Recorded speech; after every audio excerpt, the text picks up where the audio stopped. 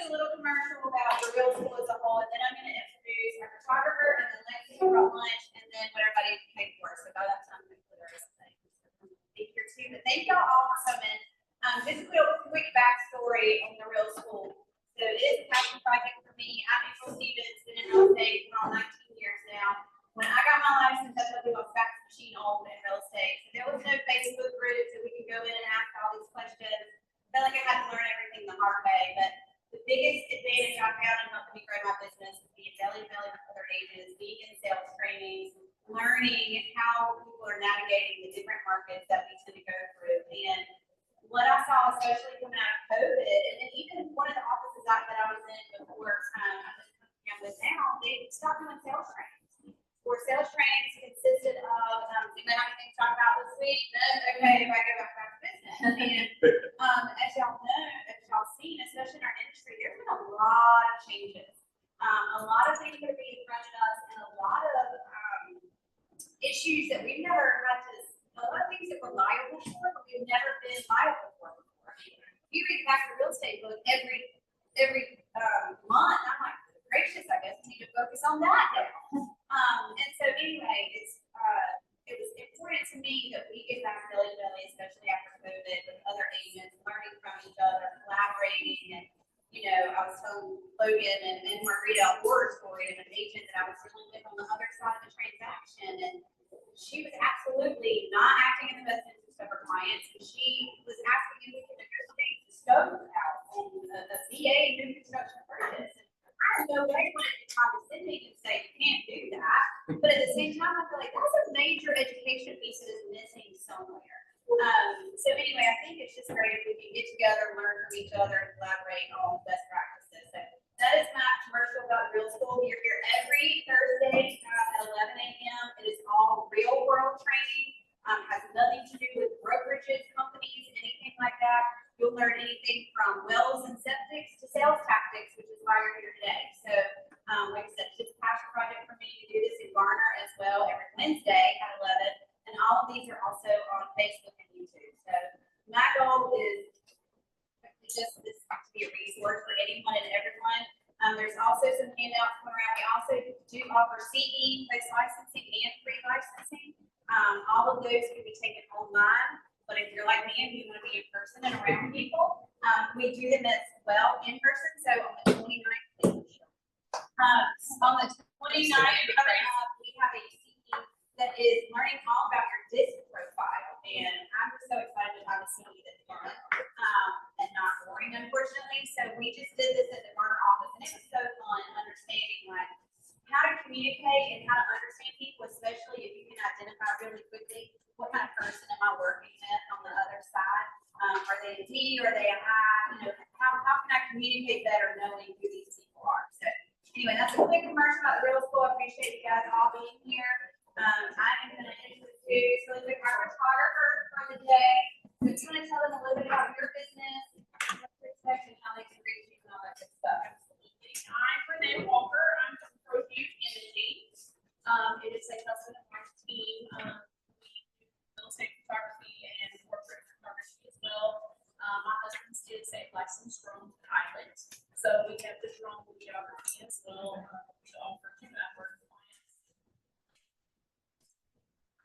Based in Algerville, but I travel everywhere. So if you look on my website, my cards and my real estate flyers are back there on the table. Free first shoot. No matter how big the listing or small the listing, free. Okay, because maybe if you like me, you'll keep. I'm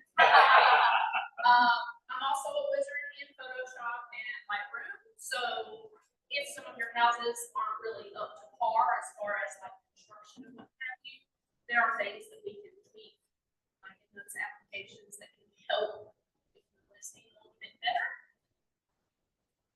Here if you need me. I will be taking pictures today. Don't worry, I know they said the camera adds pounds, but I told you I'm a whiz in Photoshop and Lightroom, so I got this. Mine's always right here. That's everybody. Yes. So, Thank you for being here. Yes, really. Everybody just act like she's not here. I know that's not true, but it's not. And the next time it's called Lexi.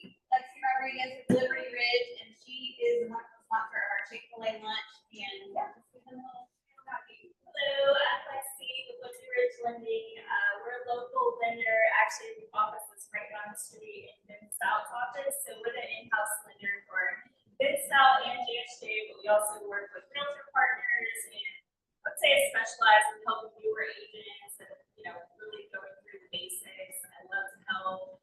We offer just about every product, all the normal DPA, bank statement loans, doctor loans, just about anything and everything. And I'm a fixer, so if anybody ever has a loan problem with another lender, please feel free to pass it my way. Let's see if we can get something sorted out for them.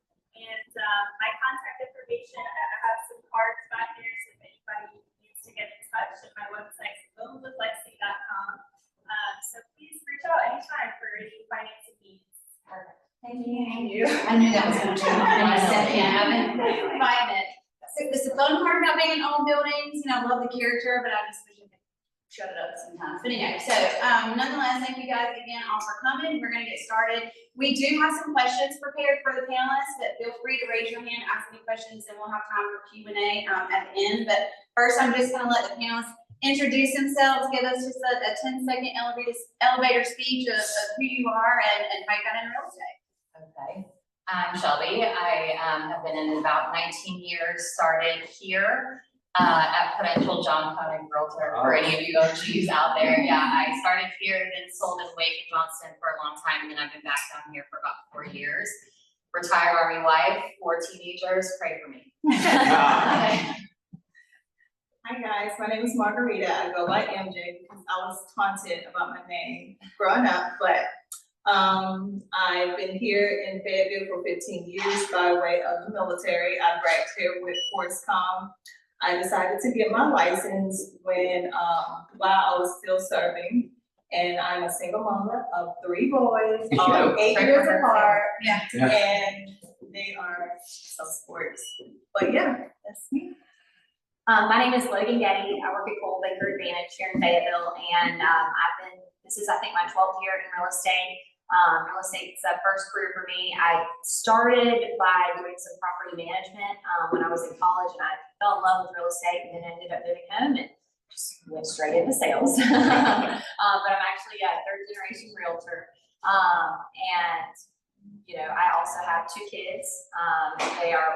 One of them just turned 4 this past Tuesday, which is crazy to me, and the other one's about 1.5. And so, fun times. Busy too. Yes, my son had the other day at school, they did a Muppets with Mom thing, and they asked him a question. It was like, what is your mom's favorite thing to do? And he wrote, her favorite thing to do is sell houses. I guess I have no worries. So, I know how to call that, right? Eric Anderson, I am 19 years in also. I came out of corporate America. I've been in Fayetteville since 2000, well, 98 actually. But real estate, got into real estate right out of corporate America in 2006. I run Keller Williams Fayetteville office, Keller Williams Raleigh, Keller Williams Raleigh Creek. Had my own company, sold it. I'm with EXP. So I've been down the road and around the block a few times, but Fayetteville has always been former military myself, but this is, my area, in Fayetteville. I love Fayettille. And anything I can answer for you, and please interact with us, because we're here not to, pump our chests out. We're here to actually help you guys. And I think that's the most important part about this, is for you guys to ask those questions while you have all 4 of us up here, so that, tap into what we have and the knowledge. Any questions, nothing, tap into it all. 100%. And again, I'll just give a quick spiel. I'm April Stevens. Thank you all for coming. The Real Estate is a passion project for me. I started early on when there weren't social media groups and things like that to help me figure things out. And so I wanted to do this as a way to give back and get agents back belly to belly and working together collaboratively. I started in the Army right out of high school. I was actually Army National Guard, but trained down here at Fort Bragg. I trained in combat lifesavers. And then my unit was actually in Goldsboro. So Fayetteville is always somewhere I knew I wanted to go. I live right in Vincent, so I'm like 30 minutes away, and just love it down here. And so, yeah, I'm going to be your moderator today asking the questions, but we really want the questions and any other things that you have to come from you guys, because like Eric said, they're here to help you.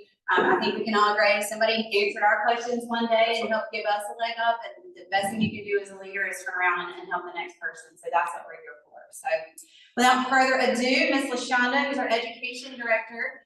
She is also the one who has designed all of these amazing slides. I'm so excited for the Nintendo throwback for those of us who are old enough to recognize this. We appreciate you, and she'll be putting the questions up there. But again, these are just guides for our panelists. We want to hear from y'all. So without further ado, and this is in no particular order, just you feel led to answer, do so.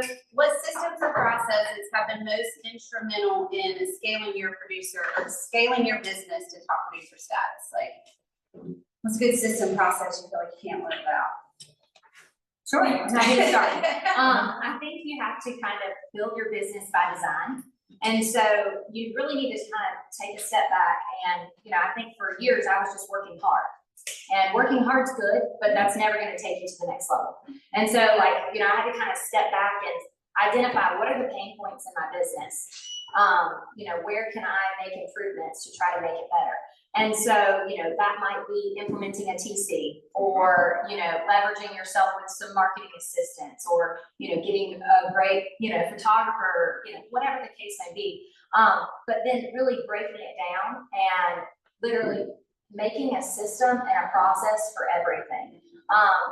Once you do it one time, you shouldn't have to go back through and figure out how to do it again. That is the biggest thing on how I think we can leverage ourselves as agents is our time. Our time is the most valuable thing that we have. So we need to find a way to not waste our time and just continue to do what we do each day better and better. Along those lines, something somebody said that really stuck, and nobody told me this early on, was when you do something, write it down. Write it down in a Google Doc, in a Google Keep Sheet, whatever.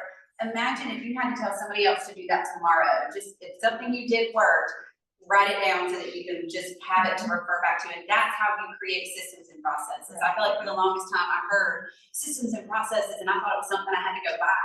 But no, your system and processes is this worked, now how can I duplicate it? I think piggybacking on that is leveraging things that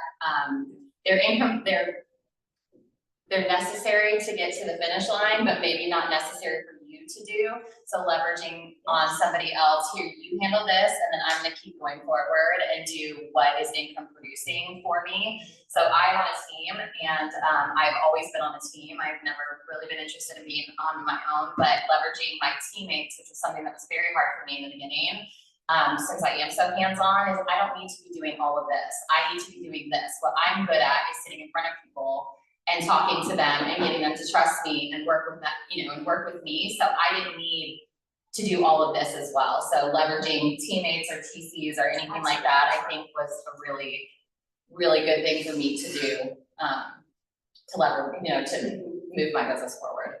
So as you were saying, I always will leverage my military history as an Army officer and also processes. I do SOPs, right? I create SOPs, I create checklists because I want to always be in a position where if I'm not available, somebody can literally fall into my business and take it and run with it, right? And there's no point of contention, there's nothing stopping that business. So I just practice being intentional every single day. Eric, anything, does anybody have an actual system or process, like a CSU or something like that they use, or their CRM? Like, let's talk about that a little bit, because I know some people are like, but give me something specific that you use that kind of helps you keep track of all of that. And sometimes it's a spreadsheet. Yeah, for me, it is a spreadsheet. We have all these CRMs, we have everything else out there.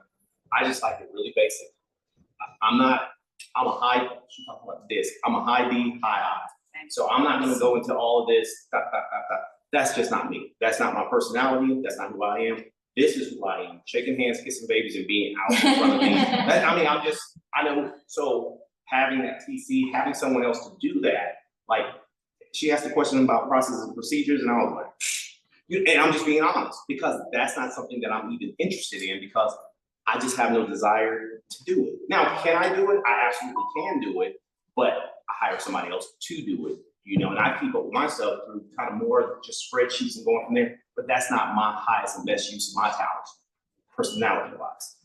Logan, let me tell you something. When she started talking about it, I was like, "Ooh, girl, I like," it made me feel good. But you can tell that's her superpower. And for each one of you, you're gonna find your superpower. What you're good at and when you're not, you go hire someone to do what you're not good at. And, you know, and I think that for me, but I'm old school. I'm just more writing it down, spreadsheet. That's easy for me. My team runs on Google spreadsheets. So, and for those that are listening, thinking, I don't have the money to, you know, hire somebody. The other cool thing about our industry right now, there's so many TC companies out there, things like that. Like, if there's Pay per something. transaction. Yes, pay per Yes. transaction, those things used to not exist, and they are, you know, some of those could just be good as gold, if you're like, these are the things that are bogging me down, and I need Yes. to be able to keep moving, leverage things like that, and don't feel like, ugh, because I know my first hire was when I waited way too long to do. Because it's hard to take on that not just the expense, but knowing that you're in charge of somebody else's livelihood, so that's why I like that there's these hybrid options. What I found, I'm sorry, but what I found as a solo agent, you have to do the groundwork, you have to Yes. know what right looks like, Yes. right? So when you do go to hire that person, you know, you can be able to, Expectations. you know, check them if they're wrong or if they drop the ball, you know where to pick it up from, right? Yeah. So always manage expectation, always understand the process Yes. yourself. We do the same thing, even on our team, when you come on, sorry, LaShawn, I didn't interrupt you, but everybody has to go through the process 3 times before they can leverage our inside team, so that they know how to do it. We're not helping them figure anything out. What would you say to somebody that's like in that establishing phase that may not have like the budget to hire someone, but they're kind of drowning in the hard work, you know what I mean? Yeah. Like, how would you advise on that As person far that as, needs like, the help needs because help. they're drowning? Okay, partner Yes. with another new agent. Do that Yes. DISC assessment, find out who Yes. is the opposite of you, and partner with that person. Yeah. Both of you guys can go in together, you can co-partner, you can co-brand, you can do everything You can do together. And to piggyback on that, before I made my last move, when I was at my last company, I had a partner, not a husband-wife team, female, but she was C personality, great, but I wanted to move to a new company. She wanted to kind of, you know, still working on it a little bit. But as far as the partnership went, it was amazing because I did all the things. She didn't like to be in front of the camera. She didn't like, but she knew the paperwork in the back end. So that partnership, like MJ is saying, so much so that there's another team that, you know, MJ and I work with, Dave and Felicia out of the Raleigh area. They actually came to us and I helped them set up how they're set up the same way. Not a husband, wife, male, female, you know, both, you know, married, you know, but, you know, partnership wise, she does all of the technical stuff. He's more of the kind of in front, but they, you know, and you can set these partnerships up. Don't let anyone say that you can't. You have to have, if you're drowning, a partnership or a team.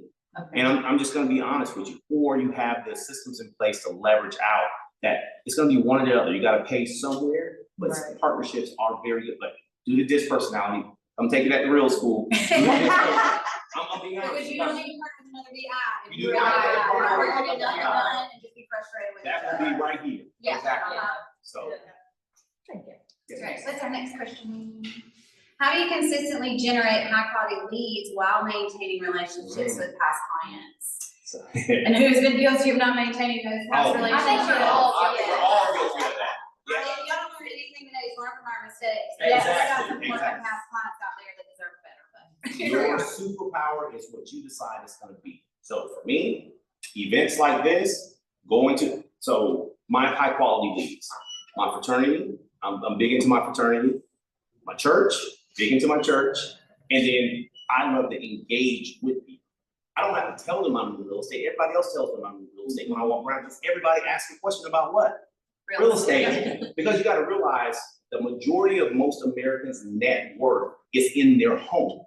Yeah. Everybody wants to talk about real estate, because if you're not talking about real estate, that means you're renting. If you're renting, then you haven't amassed any net worth yet. That's not Eric's stat, that's just facts. So make sure you're talking to people about building wealth, or just talk with folks.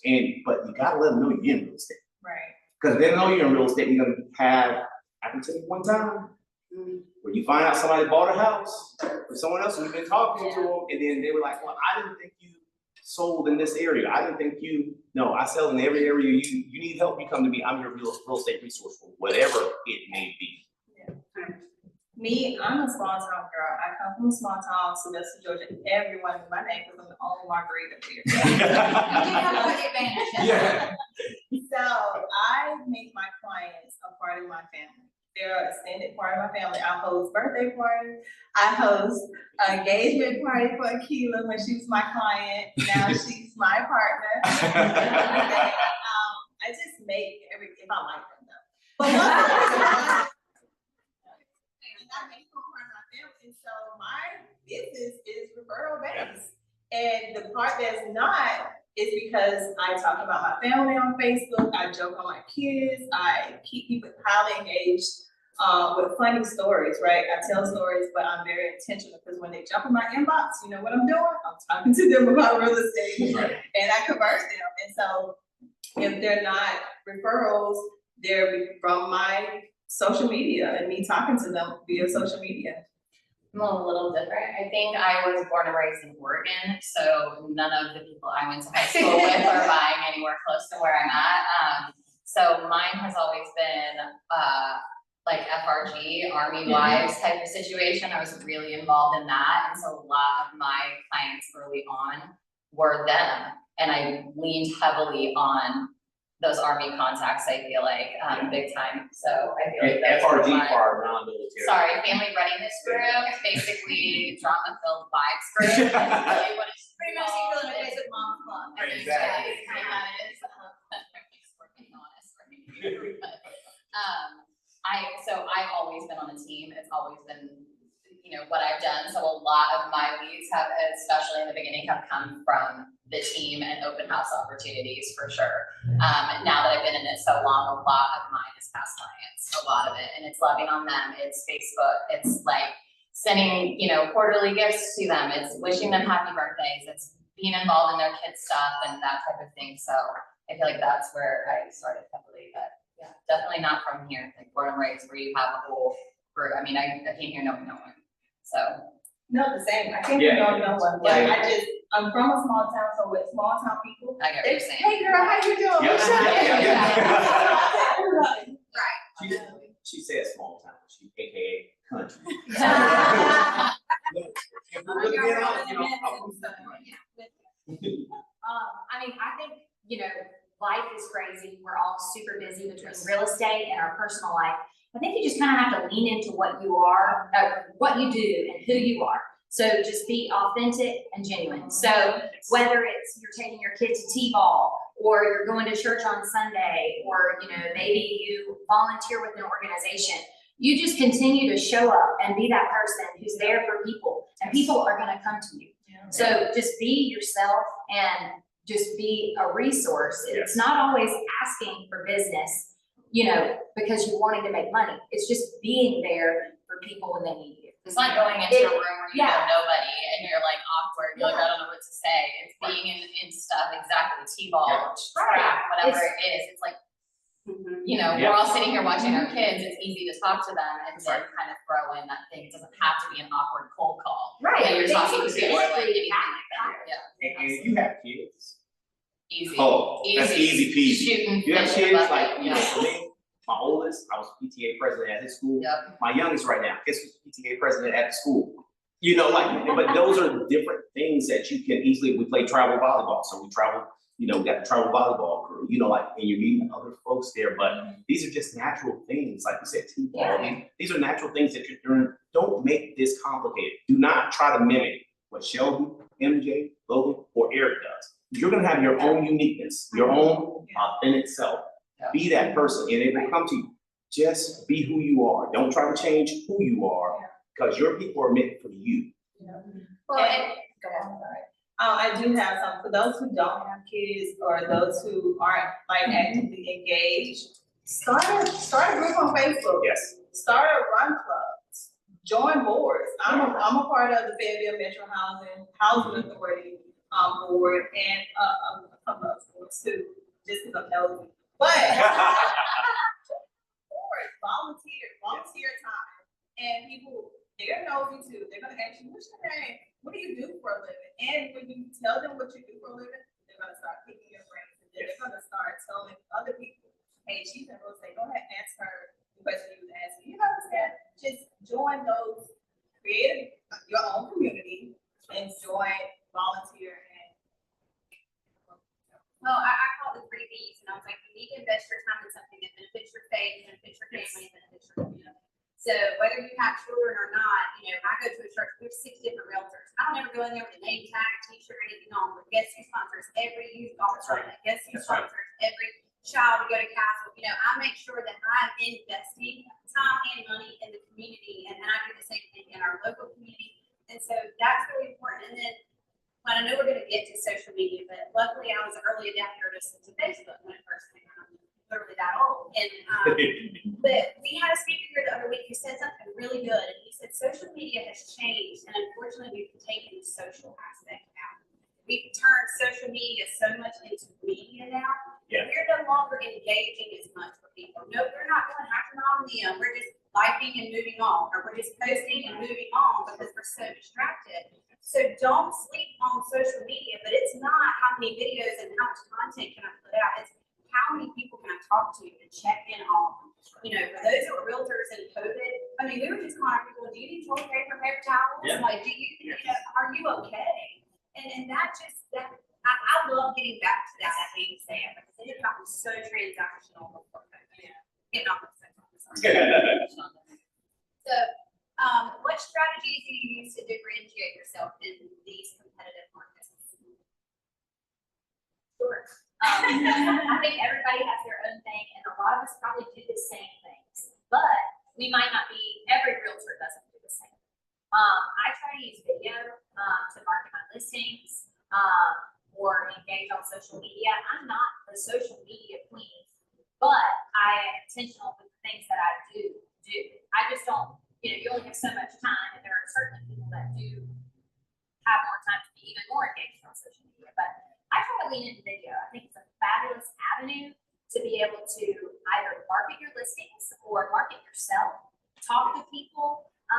You know, what people have questions. So they're always seeking that understanding of like how to figure out real estate, whether it's investing or buying or selling, or what is my house worth even. And they just want to know more. That's just like a natural desire. And so give them something that they want. And we're really blessed because we're in an industry that people care about. Right. People want to know more about real estate. So it's easy for us to talk about something that interests people. And I think just think back to the video, like for me, you know, I'll get on the video, you know, I don't do it as much because I had to, people say, oh, but you're always on social media doing something. But I had to get over, and I'm just now really getting over really engaging in the video portion, because I never want to feel braggadocious or like, you know, so I switched up how I do the videos, but the videos are very important. Like for me, for my listings, I know, and this is not a knock to my fellow realtors here in the room, that most realtors do not invest in photography and videography and drone. So all of my listings, no matter how big or how small they are, professional photography, professional layout, drone, you know, it could be a $200,000, $100,000 house. It's got drone, because it's not really about, it's about the marketing of the property, which I want to do the best, but it's about differentiating. I've seen photos in our MLS, which I know you guys have too, that have cell phones. So now when I go and I send out my free marketing, I say, here's examples of my previous listings. This is how yours would look. And they're comparing me to others. Wait, he did drone, he did this, he did that. And the property just pops. Because where are people looking for houses? Online. All day. Online, all day long. That's the first place to go. And they're online, they're looking, but the videos and the photos, they represent you.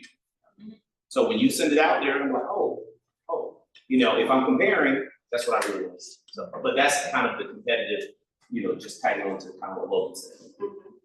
April, if I may piggyback on that, in regards to photography for your listings, anybody can take a picture. Yeah. Okay? Anybody can take a picture. When you're picking your photographer, don't just pick just one.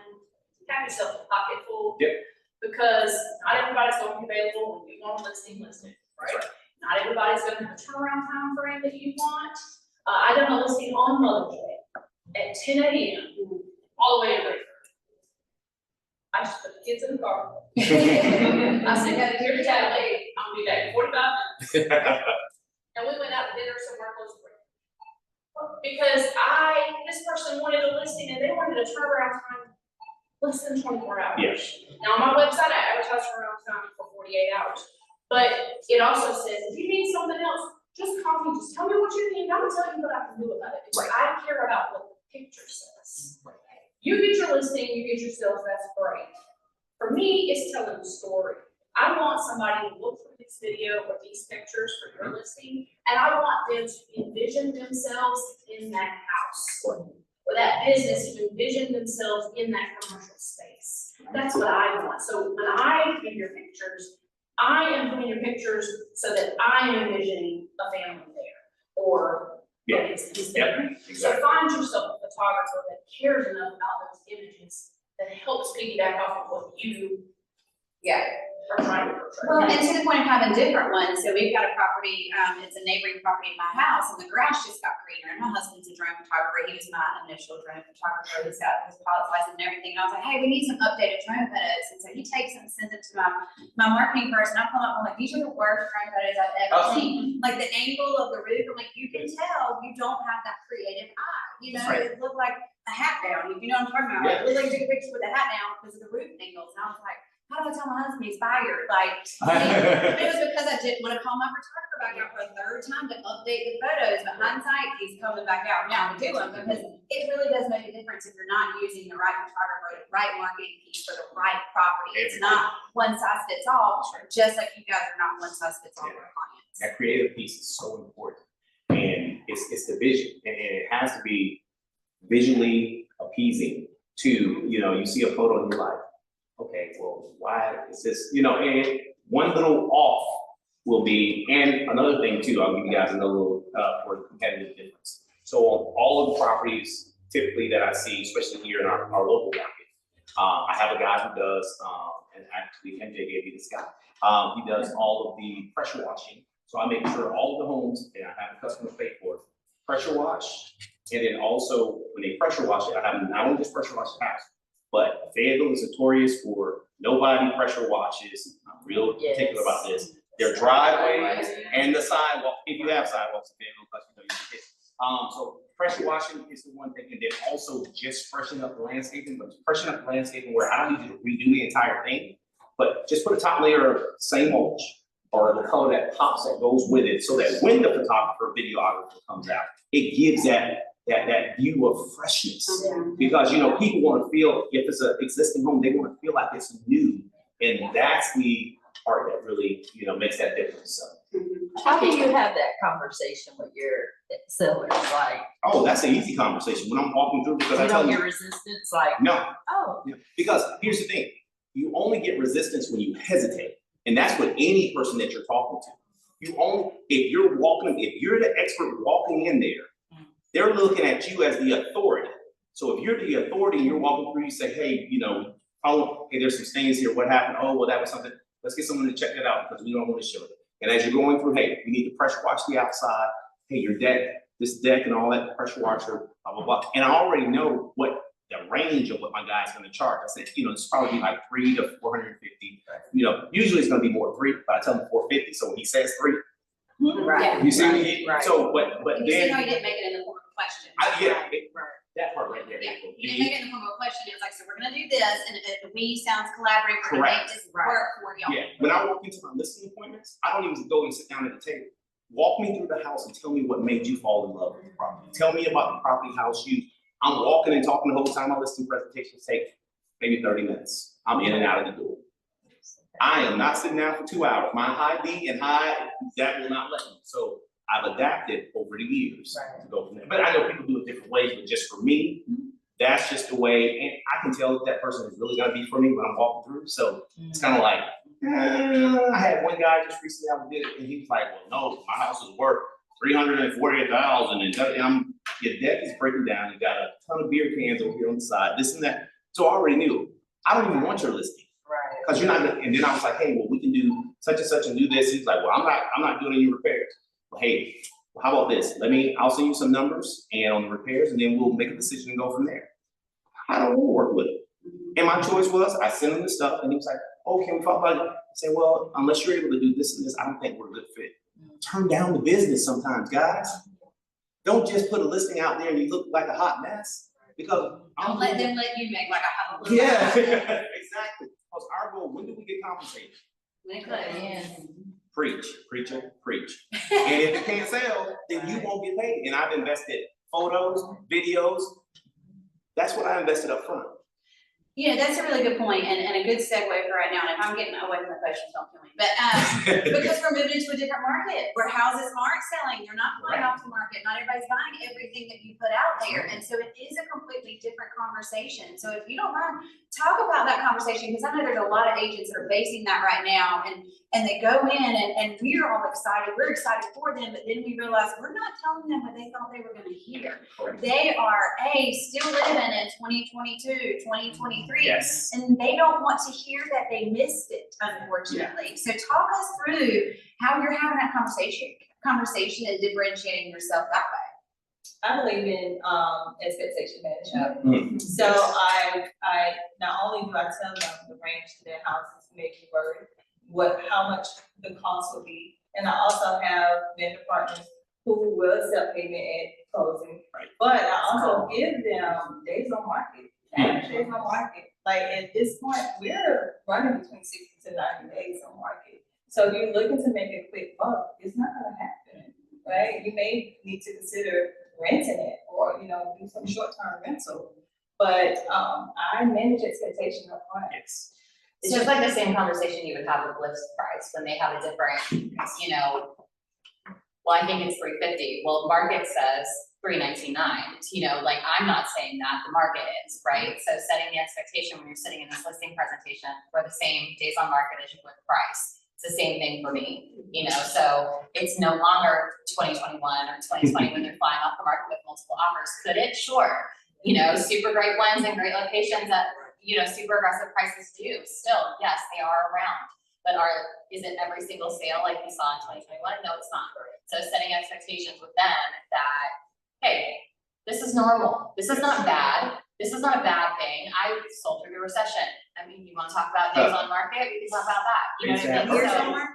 years on market, pretty much. They Yeah, have birthday. so, exactly. So I feel like to piggyback off you, setting expectations up front and knowing that you are the expert in the market. They aren't. You know what I mean? They may think they are, but at the end of the day, you are. And having, charts or graphs or anything that you can print off of MLS that says days on market, this is what we're showing. This is the houses that are, being, sold quickly, price range, all of that kind of stuff. I think educating yourself and to educate them is like the best way to combat any of those sorts of things. And For send them sure. a digital of the homes that you're showing. Send them the photos from the homes that are selling. Yeah. So you can see this home, one of these two is not like the other. Yeah. And your home looks like this, and this home looks like this. That's the reason it sold for $350, because look at it, it looks amazing. Yeah. This is what I'm recommending. Now, in their hearts, they won't be able to, at first they're gonna pull away, but then reality sets in and you leave them with those images and they're like, wow, maybe it doesn't. So, expectation. I also think, definitely agree with setting expectations. I think that is key. Not only about going through the CMA or the days on market analysis with your clients, but I analyze the actives and the pendings with them Yes. when we're at the appointment. Because what I tell them is I'm like, okay, I want you to think about this like you are a buyer buying in your neighborhood. This is what our competition is. This is who you are going to be competing against. And if there's 10 active listings, that makes them go, wow, oh man, there's 10 active listings. Okay, you're planting seeds with them so that they are coming on to see your view. You know what I mean? They're believing in what you're telling them. Because sometimes they've got their blinders on. They don't want to see it. They don't want to believe that it's not 2021, 2022. But showing them, that there's a lot of competition, and then showing them what is pending, how many days it took those homes to go pending. Even if they're not sold, some people are like, well, those aren't homes. Well, they're relevant because that's what's currently selling. And social rates. Yes. That's what, Absolutely. and agents miss out on the social rate side of things because you got 12 homes sold in 12 months and there's 12 listings on the road. Yeah. You got a long leeway. It's gonna stay on the market for a week. And if you price your listings based on what has happened, it doesn't help you when you're pricing them. You need to be pricing them on what is happening now. Because you're selling a house now, you're not selling a house a month ago, you're not selling a house 2 weeks ago. The market has changed. And I think they really buy into that when they can see it, they can visualize it. Yes. And they It's not are, you just saying yes, it. and they're more willing to say, okay, now I see why I can't sell my house for $440 and it needs to be $420. Yeah. Or now I see why we need to paint that room. That's right. You know, the ideas suggestions you're giving them, they're more willing to get on board. Well, then they can connect the dots. And to your point, I love data too. I'm a bit of a nerd with that. And they can argue with you, but they can't argue with data. So don't just show up with a quick CMA and expect them to trust you. You need to show them the pictures. You need to give them the visual of, I know you're comparing it to this house down the street, but did you also see this house down the street get completely repainted and updated their landscaping and they've done this, that, and the other. So are we gonna do that? Because then we will be truly competing with them. But if not, this is what that looks like. And then I love the info sparks and all the things our MLSs give us to show them the data, to show them the absorption rates and say this, and not past data, like you said, that's dead data. Yep. We need to show them what they're looking for. And when you hand it to them in black and white, there's no argument with that, unfortunately. So perfect segue for that. How do you leverage technology and automation to streamline your daily operations and client communication? So kind of going back to maybe CRMs, maybe this, but what are some things that you guys are using? I'm a tech, so I love me some tech. That is, now look, I might be old school right now, what you call it, Google Sheet, but technology wise, so I'm a believer in, this is gonna sound really bad. We're bracing. Okay, brace yourself. I've always believed everyone is an idiot until they prove otherwise. I know that sounds really rude, but I used to put people here. I know, I used to put people here and they would always bring me here. So instead, I let everyone, even April, when I first met, she was here. But now she's here, you know? But no, that's not, I mean, that's family, that's everybody. So,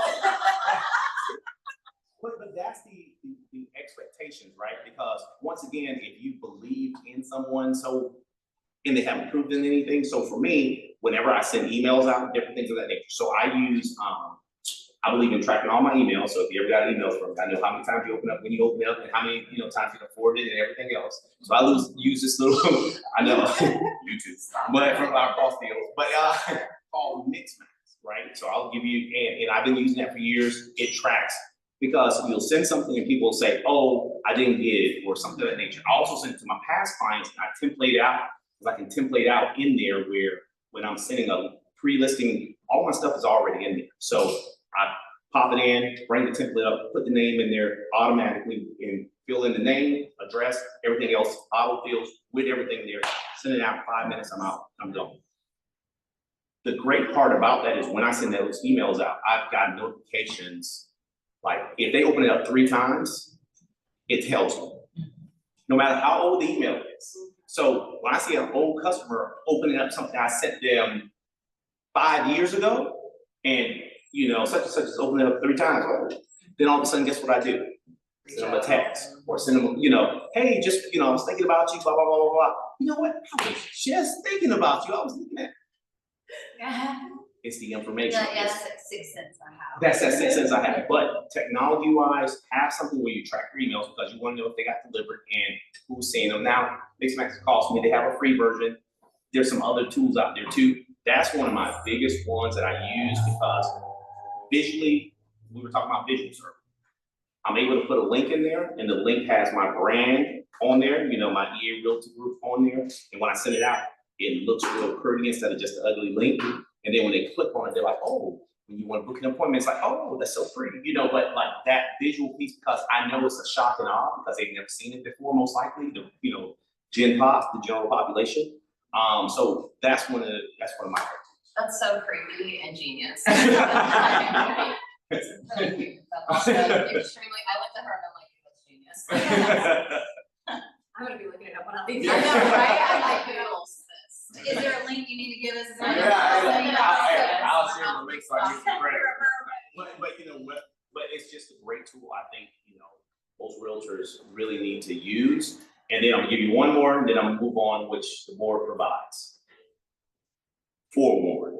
Yes. If you are not using Forewarn, Forewarn looks up any and everybody based on the telephone number, based on, don't just look for this area. As soon as you get that call from someone who wants to see it, pop it in there, let me see who this, is this a fake person? Is this a, you know, anything, anybody, that is so, when I looked myself up and they had, you know, speeding ticket I got back in like 2000. That's when I knew it was the real deal with all of the addresses. Now we're all gonna look ourselves up, I haven't even thought to do that. Yeah. First was I looked at myself, I wanna know what other ones might make up on me. But don't let that deter you, because I do have clients that I work with at J Scott that, of course, they use Google numbers. So Right. don't let one deter you. Correct. But now the Google numbers will not show up and it'll show blank. So that's when you know you gotta dig a little deeper to know if they are a real person, because it'll also, if I miss a call and say, hey, Eric, I missed it, take that number, I pop it in the forewarn, nope, it's a fake person, moving on. We had a situation just this year with one of my agents getting ready to write $1 million offer that showed them the property, and when she sent me the pre-qual, she said, this doesn't look right, it's from one of our local banks. And so I called the VP and I was like, am I crazy? He said, no, it's fraudulent, there's actually a warrant out for his register. I pulled out the warrant, he had a solid battery, he had stalking. And was literally getting ready to write an offer because she had a pre-qualification letter that said this, that, and the other. So then I'm like getting the sheriff's department involved, like, hey, I found your guy, he's That's right, 30 he's years over trying to here, buy come a get him. house. But But we that's would have not known had he not given us a pre-qualification letter that looked like, I was like, wait a minute, this doesn't have a letterhead. This- Nothing. She works at the bank, let me call her, like, that's, again, good for being like involved with your community and your people. I knew right away, this looks fishy. Yeah. And then I looked him up on Forewarn, I was like, stop what you're doing and do not meet him again on a property. And especially for our ladies, you guys are out here selling real estate, you know, and I'm just gonna be, you gotta be extra vigilant, you know, because you got some real creepers out there, you know, and protect yourself. Having the information ahead of time, look the person up, even if you got the pre-qual. You know why? Because guess what? Oh, you grew up in upstate New York. It tells you places they live. I use that information to then bring up, hey, you know, I was in upstate New You York. sound like you're from upstate New York. You sound like, look, you're from upstate New York, you know, oh, you know, no, you know, I was in high school, I went to high school in Rochester. They were like, Rochester? I was in, you know, Penfield. I was like, that was our rival high school. You know, all of a sudden, what does that allow you to do? Information is key. When you're walking up to the back of a car, when you're walking up to the house, look at everything on the back. If it says the New York Giants, guess what I'm gonna say? Look, I'm gonna have to leave this appointment. What's wrong? Well, you know, I have a star on my chest. I'm a Dallas Cowboys fan. And all of a sudden, they go back and forth, and then all of a sudden, all of that, I just met you, goes away because now we found something in common. Takes their guard down. We need to keep our guard up and then get their guard down. I do that every time. Find something that you have in common or relatable or something you can chat about that isn't just real estate. I do that so crazy. A dude pulled up in Georgia Bulldogs. I'm like, ooh, brutal Saturday, buddy. And he was like, I'm not even talking about it. I'm not even talking about it. All right, let's not talk about that. Let's go here. So But it brings their guard down, like April just said. Keep yours up, bring theirs down, and then all of a sudden, you're talking about something totally unrelated. You're talking about, now you and I are building a relationship. Yeah. I also believe in sharing your location with your partners. I've been trying to convince Eric to share his location with me, but he will not share his location. She shares hers with me. He has my location. But that's a good way to keep up with your partner. Right? Yeah. To make sure your partner is safe, she's not in the house too long, because it's dangerous out there for us. It is. So, and always have a safe word too. I tried to implement that with Eric too, he don't listen, but Margarita, who are your people from now on? You just put us on the list. That's the story for another day. My mom went missing in the list for 3 hours. I found her. Yeah, it's a long she story. was like this in the window. I was on the front porch like a bad mom again. Yeah. I just wanna make sure. We do have a training coming up the next couple months. It's all about realtor safety and security. We usually do it around Beverly Carter stuff that comes out in September. But yeah, you ever have questions on tactics, tips and things like that, we do concealed carry classes, all the things to make so sure. tell Eric men are unsafe as well. It's Yeah. true. What now? Men are Unsafe. I had a realtor in town. It was years ago, but he was big like you were and everything, and he was at an open house. I am not big like this, You but gotta big compliment like or this. gotta, you know. And it made wide like this. I meant this. Raw. Bustly. Okay. And he got held at gunpoint at an open house and they duct taped him and shoved him in the closet. Wow. Here. Yeah. Oh, yeah. Yeah. So So share that location. Share the location. I'm gonna scroll us back to some slides. Okay. Okay, here's a good It's one. important. It's important. You're meeting strangers in Yes. a house, a lot of times vacant, you know, it's important. What are some of your go-to methods for managing stress and avoiding burnout while maintaining high productivity? We don't ever stress, not much more. Listen, when I first started, I would answer all calls. I would wake up in the middle of the night, respond to text messages. I would listen to my clients vent for hours about their marriage, nothing to do with my transaction. But I would be there listening. But after like 2 years in, I was like, oh, no, this is for the birds. Yep. So I set expectation up front. My phone goes into sleep mode at 8:30. If you send me a text or call me after that point, I will wake up at 5:30 in the morning and I will respond to your text and I will call you back. At 5:30. That's how you already. Okay. No, seriously. When I wake up. I will say this is something I wish I knew in the beginning.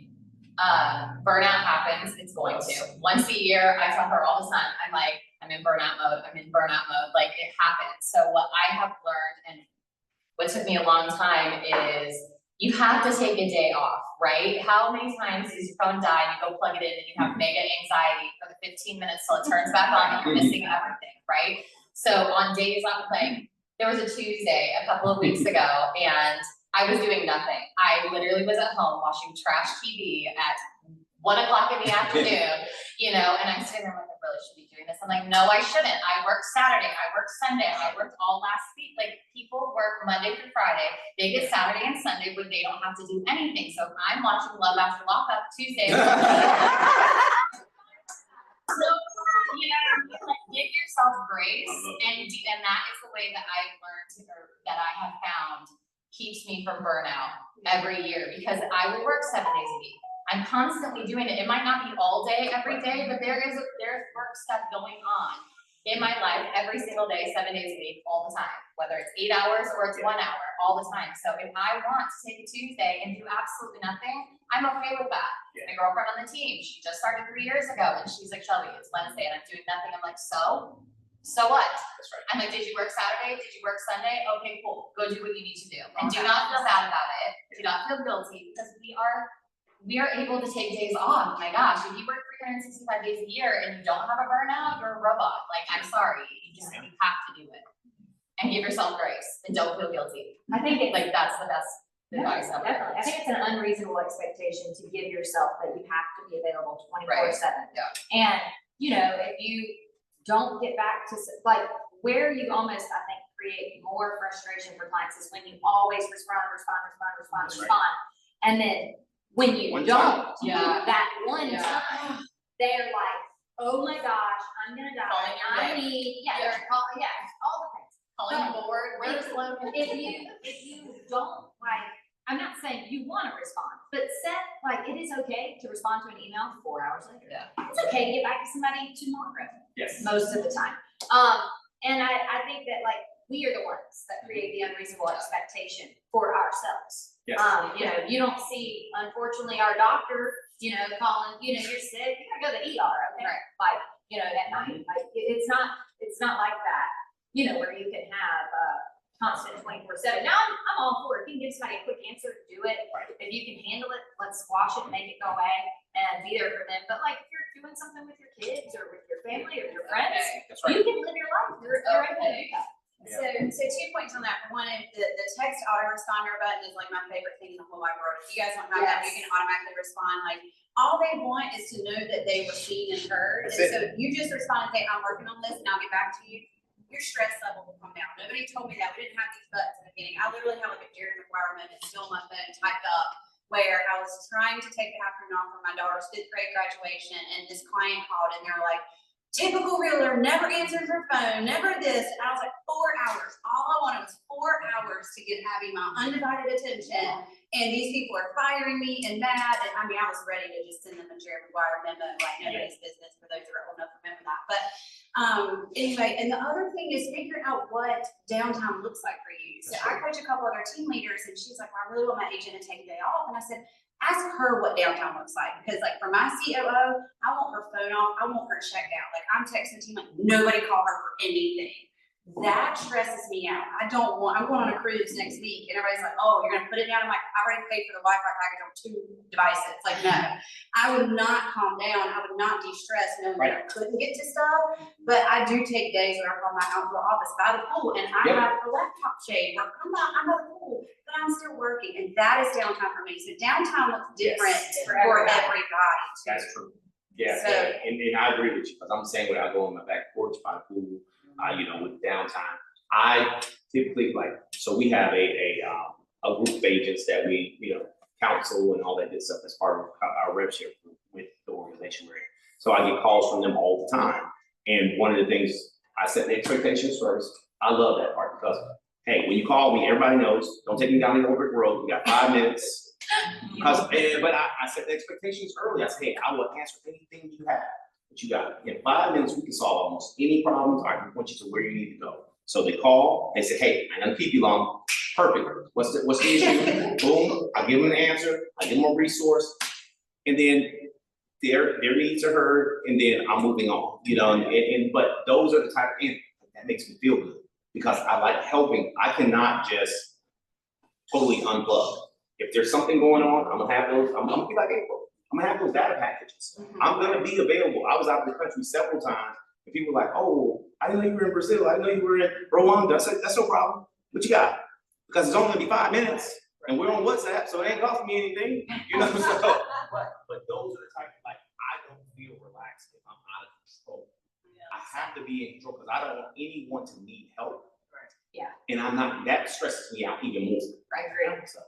We have like 2 minutes left. Oh. Do we have time for one more question? I was just getting ready to say, if we wanted to go to the audience or whatever, since we only got a few minutes, if there's any burning questions in the audience, people want to get answers to.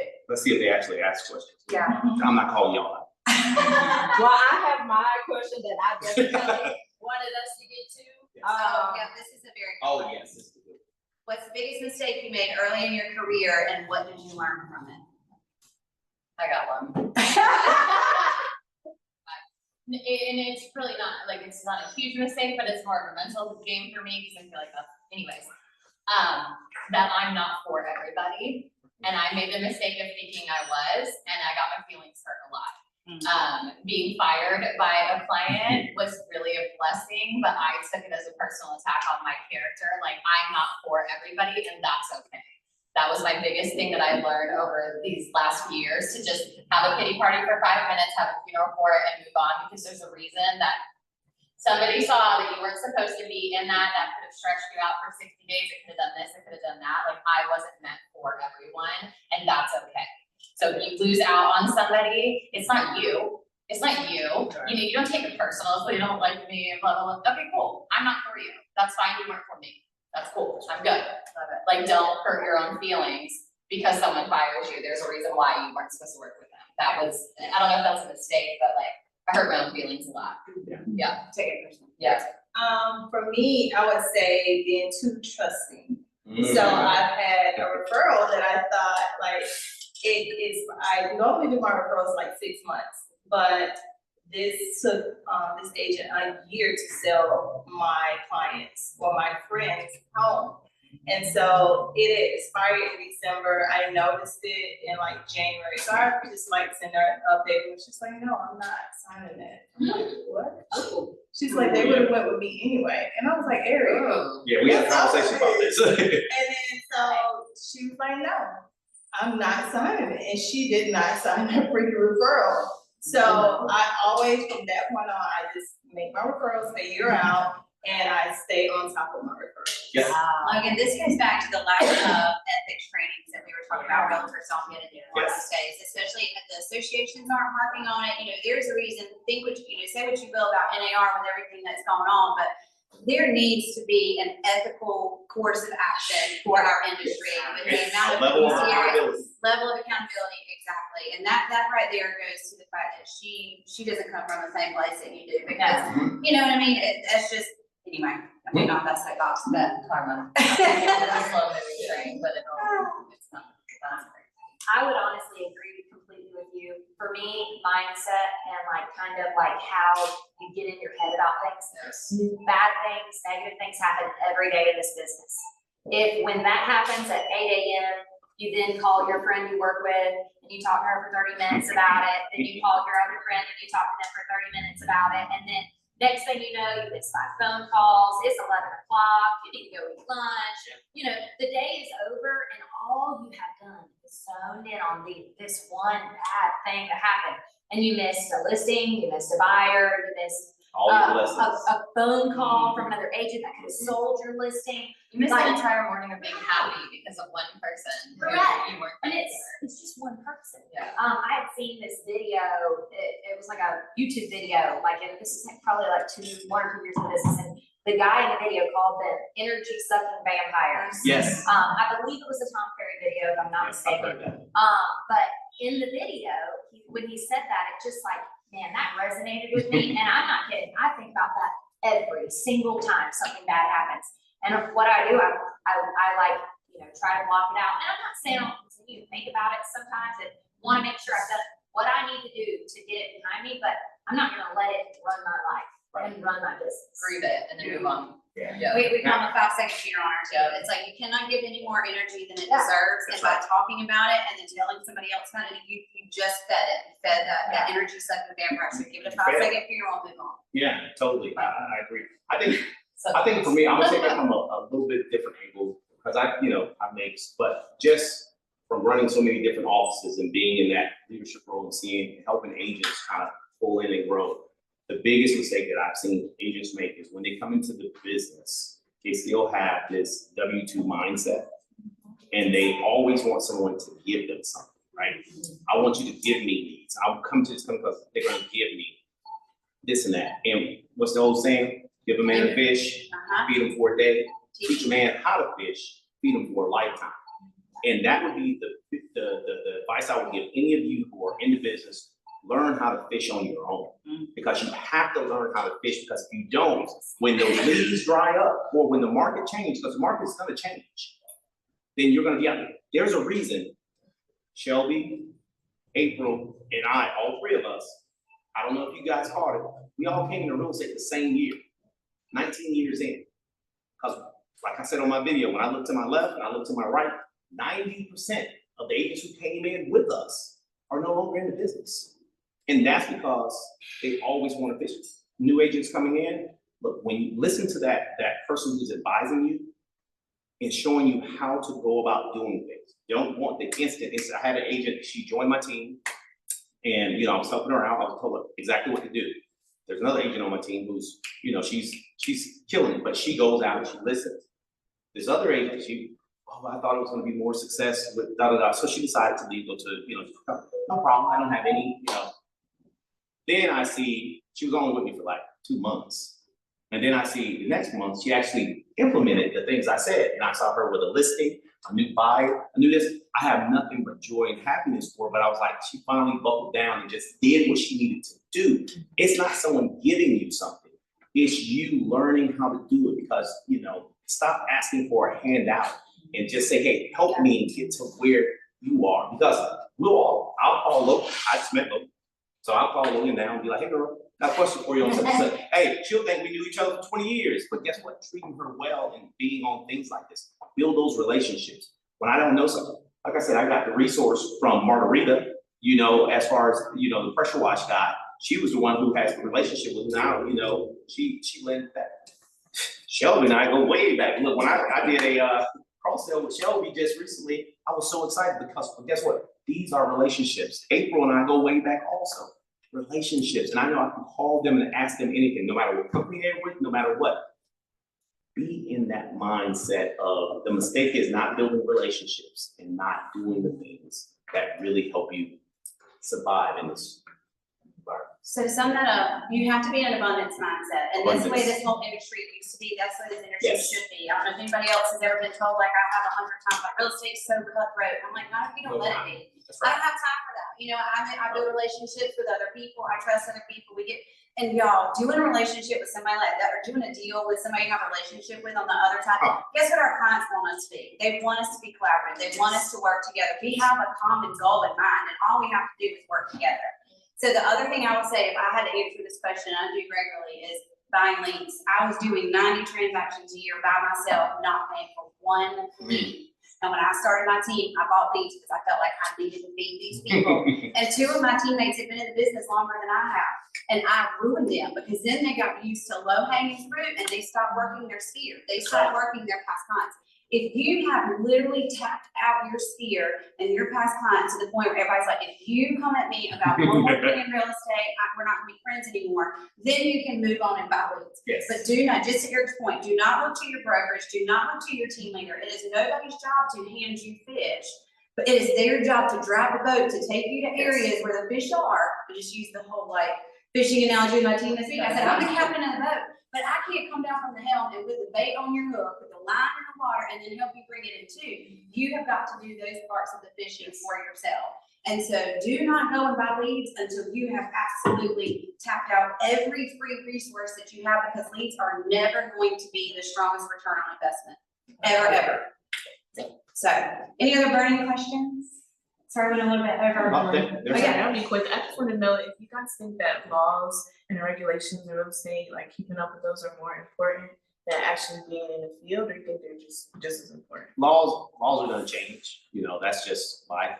Keep up with them, make sure you're affiliated with a company or people so they can keep you abreast. You just need the summary level. Don't go, how does it impact me in my business? Don't go down the rabbit hole, because you go down the rabbit hole, that's gonna take you away from out here lead gen for your business. So I would say that's a twofold answer, and the reason I say that is because make sure you're involved with the laws, otherwise they're gonna take you out of your business. So Right. Logan and I were having this conversation last year with all the industry changes. There was another brokerage up in Garner that called me, and y'all remember August 17th, we all knew August 17th. Yes. The media, NAR, everybody made it sound like D-Day was happening on August 17th. We were training for 6 months before August 17th. Yes. On August 15th, one of my biggest competitors, I love everybody in our market, it does not matter.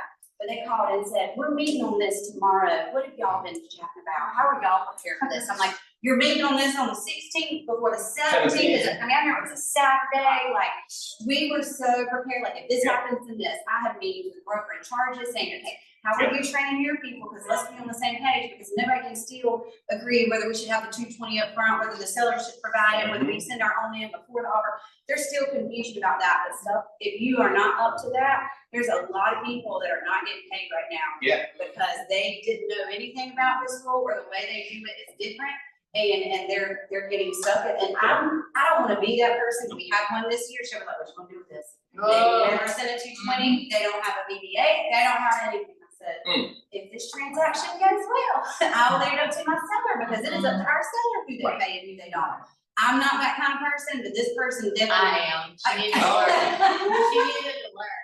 Like, if we don't do it, she's gonna continue to do this, and if it's not somebody as nice as you and stuff doing that, like, how is she ever gonna learn? Yeah. Okay. No, but I mean, I We paid her, That's we paid right. her, we paid her. You need to go to the trainings, you need to know what's going on, and do not wait until the day before the training, that the change is happening to be abreast. If y'all aren't reading the back of the real estate bulletin every month, that's how you know, like, what do I need to be paying attention to? Yeah. But April, on that, April and I, we're in the same company, we were doing that all the entire time frame, and I agree, because we were actually laughed at and ridiculed for one of the major changes that then they came back and up front. And then when we were talking about it so far ahead of time, that these NAR changes where everybody was talking about D-Day, best thing that ever happened. Amen. Yeah. I Best love thing, it. We're look, making more. I'm making more money now than ever, because guess why? Because now I get to negotiate. Now you have to negotiate. And I see all things, don't get on all these realtor blogs that they're saying, you selfish listing agents who are not paying extra. Negotiate, understand what the laws are. We don't have a standard commission, period. Right. So you negotiate, period, with the amount of work that you have to determine. And I will tell you that my percentages have gone from, look, I don't have to sell this many houses, but percentages are low. So those are the things, like, stay abreast to what the laws are, so that you know how to, or at least have a resource you can go to. And you know, like, I mean, I'm glad you brought that up, because I remember they talked so much trash. I thought, we were just, everybody was tired of hearing about it. Yes. But I'm glad that it was drilled out, and I'm just using that as a specific example. Yeah. Because I am one of those that I'm a law will follow her, like, I don't like to live the grade on, everyone go to real estate jail. And, you know, so it's really important that you're keeping up. That's another reason for this school is because I want to make sure everybody knows, because we are becoming liable for things all day, every day that we've never been liable before. And it's like something new comes out, and I'm like, there wasn't a large mass media thing telling us that, okay, now we need to verify that impervious surfaces. I don't know if y'all are dealing with that a ton. Oh my gosh, that has come back to bite not us, because we're asking these questions up front, but if somebody tells you they want a pool and they want an outdoor area, they want a garage, you better make sure they got impervious. So all of the things, sorry, thank you. You're welcome. I'm gonna bring us back around. Can we give a round of applause for us? But if you enjoyed this, I really appreciate all of y'all, your expertise. If you enjoy this, please come back and see us every Thursday at 11. Like I said, we want people to, thank you for asking that question, because there are some times we're like, hey guys, I know this isn't gonna be sexy, we're not gonna talk about Legion, but we're gonna talk to you about things to keep you out of real estate jail and keep your business thriving, so. And it's a fun place to just like collaborate and meet people and meet other agents and people that are gonna be across the table doing deals with you and stuff. It just makes it easier. Yeah, and if you have time, hang out, have lunch, Yeah, please meet and have greet, lunch. let me know any classes that you wanna see, we're open book here, literally. So, And if you have time, if you don't mind doing a review for the panel today, if you can. Thank you. Yeah, I don't know about that.